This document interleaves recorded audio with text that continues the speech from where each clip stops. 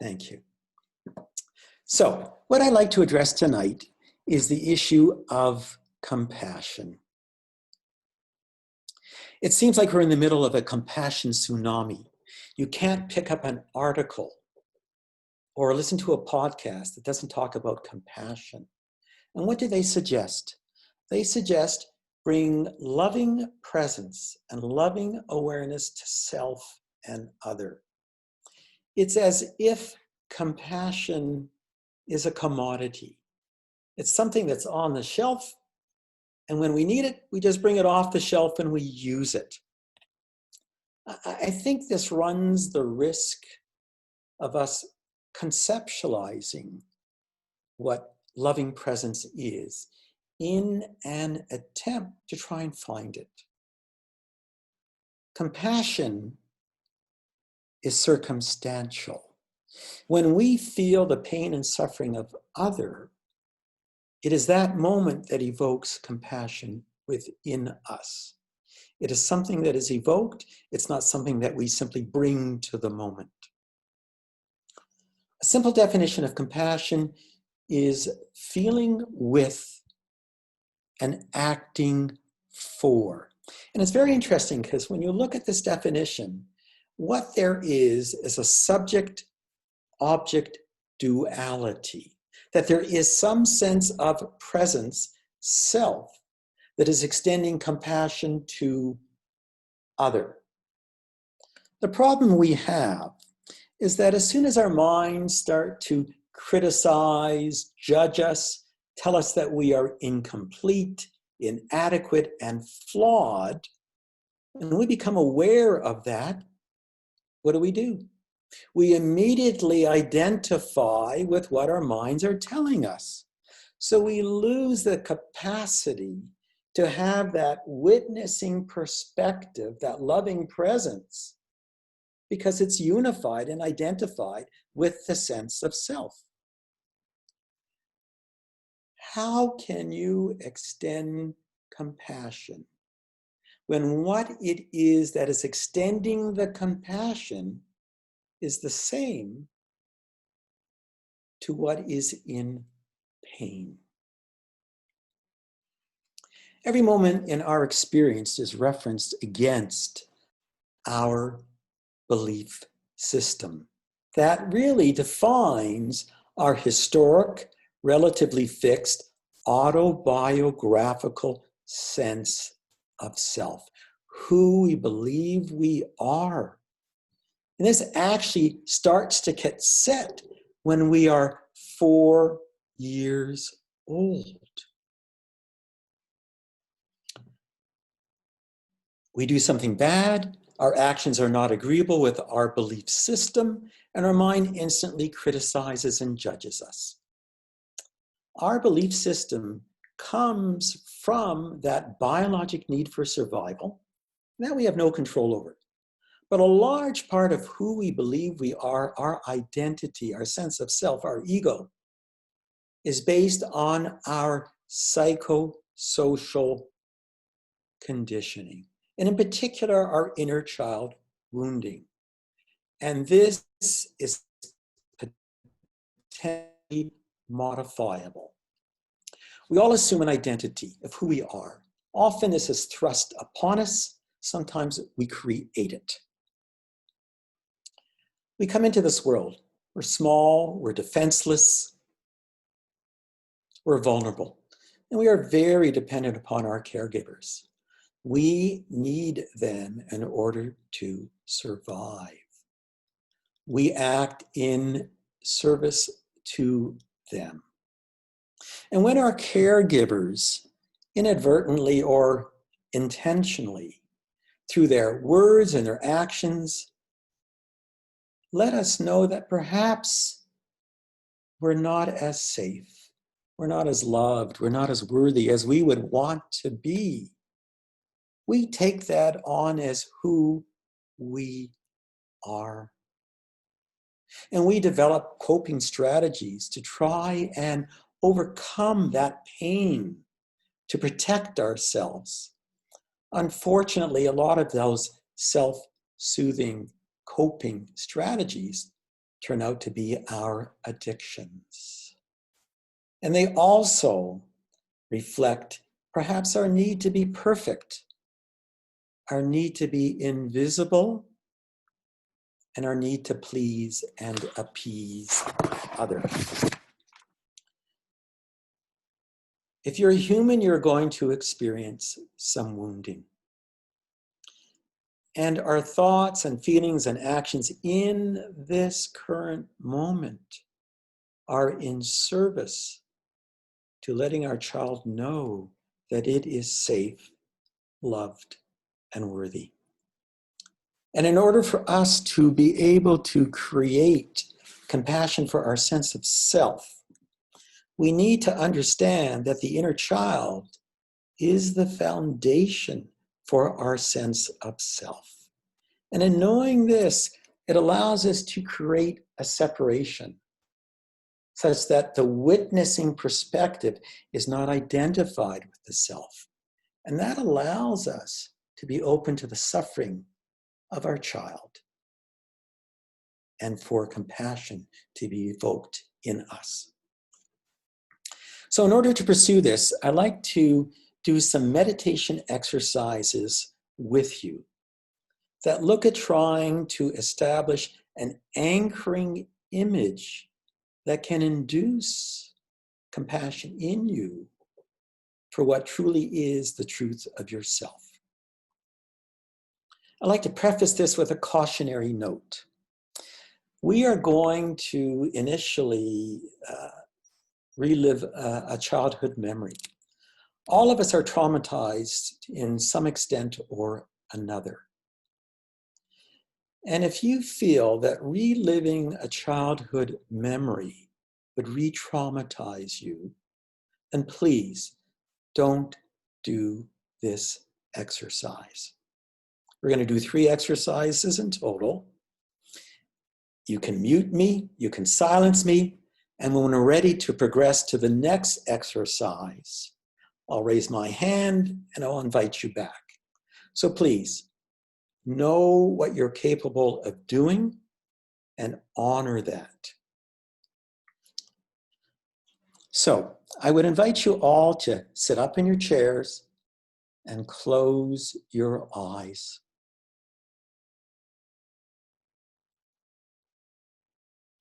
Bring to mind when you were a child. How would you describe yourself? How did you act? How would someone describe you?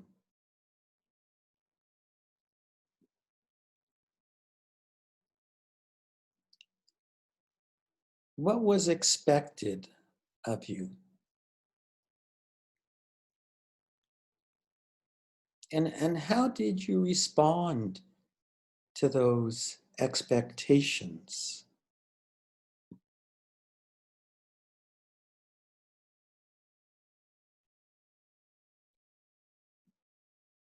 What were you scared of?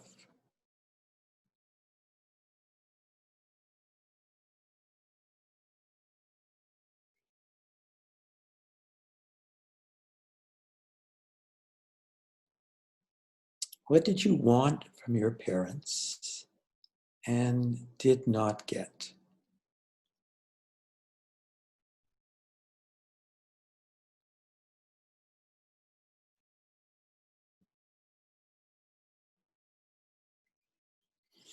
And how did you act to feel safe and loved and worthy? What were your coping strategies?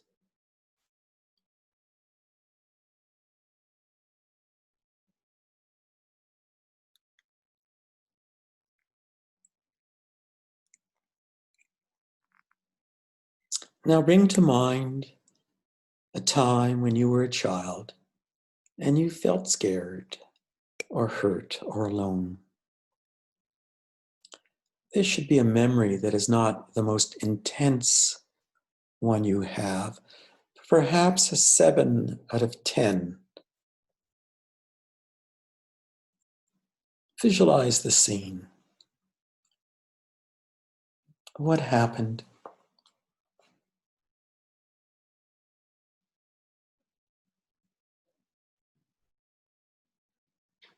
What thoughts went through your mind at that time?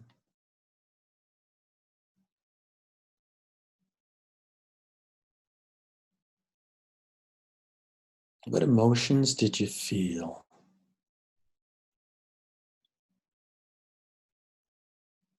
And what did it feel like in your body?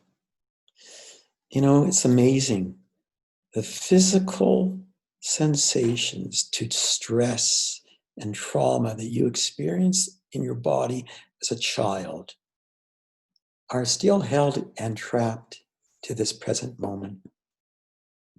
And you have the capacity to experience those physical sensations that are embodied, embedded in you.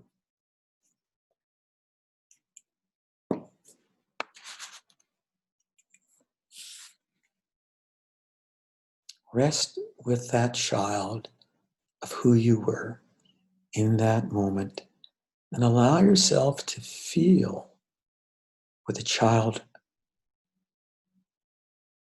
felt at that time.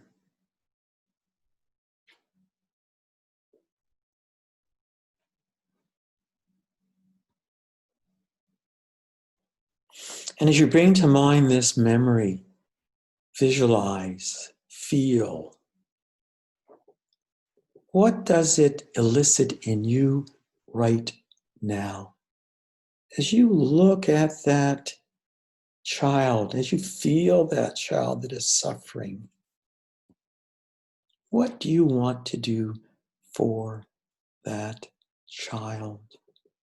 How do you want to reach out? How do you want to help? What thoughts come to you? What feelings come to you?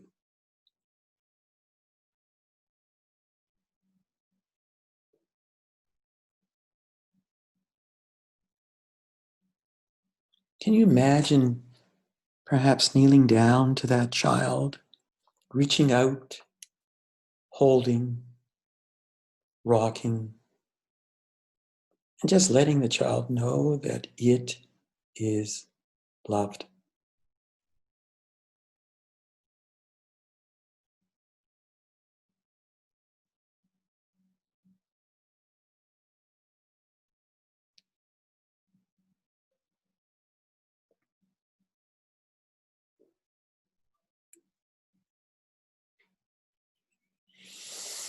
And now we're going to go on to a different meditation exercise. And so I invite everybody who has not joined us for that one, that they are now welcome to come and join us for the next exercise. And I would ask you to bring to mind a different memory. Bring to mind someone who is not you as a child, but it's someone who you care for deeply. It could be another child, your partner, your daughter, your son, your grandson, your mother, your father, a friend, a pet, anyone who you care for deeply. And think of a time when they were in pain and they came to you. Perhaps a child that was crying, a close friend who was grieving over the loss of a dear one, a relationship that had ended for them. They lost a job. They faced a major medical or psychological crisis. Or perhaps they had significant financial concerns.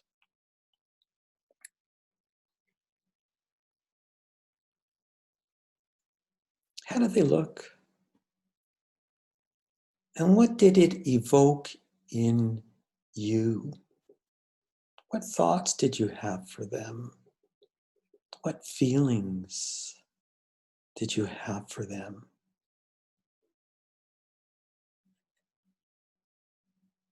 And what did you do to try and help them? Hold that image that feeling in your body.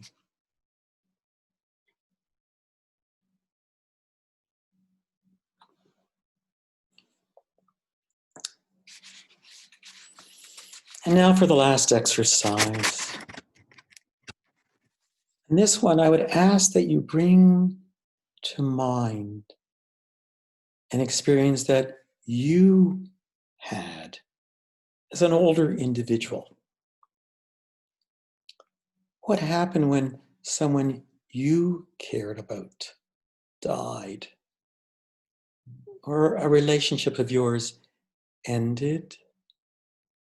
You faced a major medical issue.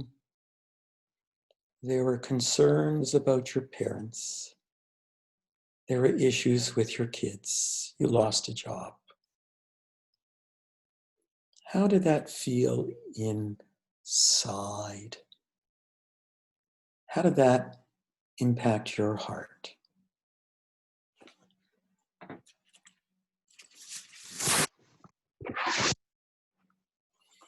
And as you can now view yourself from this witnessing perspective, how does it touch your heart now as you see yourself suffering? What thoughts, what emotions, what physical feelings? How do you want to reach out and help this person who is suffering?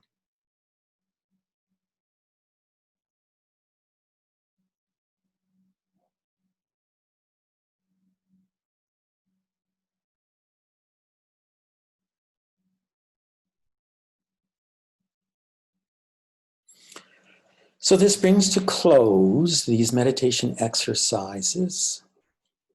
I would suggest you open your eyes and you take a deep breath in and a deep breath out. What I was trying to do in these exercises was to see if you could identify an anchoring image of someone that you care for that evokes compassion within you.